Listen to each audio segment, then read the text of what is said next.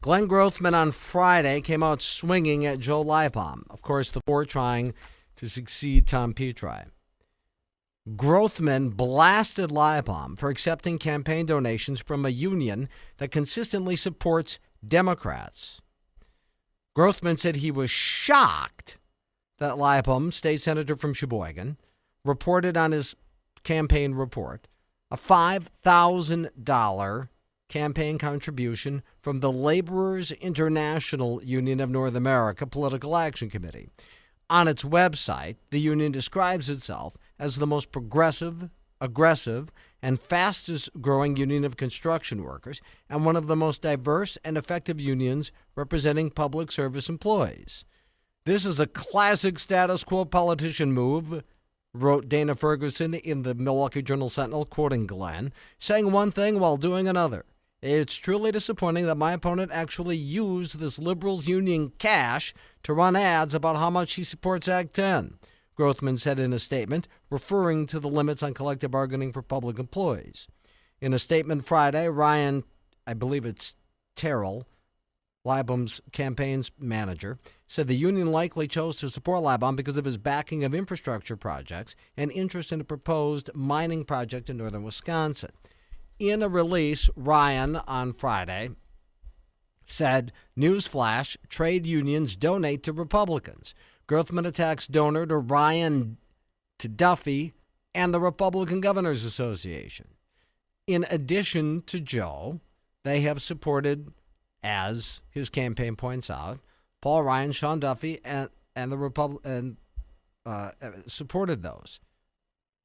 Regarding another attack by Glenn Grothman, Ryan, Joe's campaign manager, said, let me be clear. The laborers support Joe because of his work with Governor Walker to invest in infrastructure development projects, roads, pipelines, etc., and Joe's strong support for moving forward with the mine supported by Walker for northern Wisconsin. Many trade unions have begun shifting more of their support away toward Republicans in recent years, including Governor Walker, because of our focus on job creation in the face of opposition from radical environmentalists in the Democratic Party. Let's also be clear about the laborers. They are willing to support conservatives and conservative goals. Then, in a release today, Joe Leibom's campaign manager, do not throw rocks in glass houses. Grothman receives funding from Democrat insiders and donors to Burke, Barrett, and Doyle.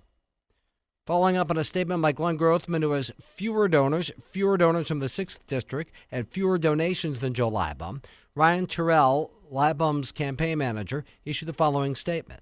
On Friday, we responded promptly to Grothman's statement about a donor who contributes to Paul Ryan, Sean Duffy, Joe Leibom, the Republican Governors Association, and 25 other conservatives. Before the senator continues further down this road, we ask him to take a moment to look in the mirror.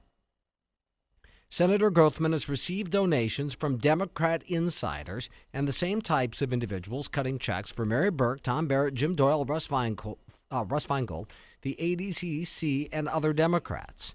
And then they list them, of the various liberal donors.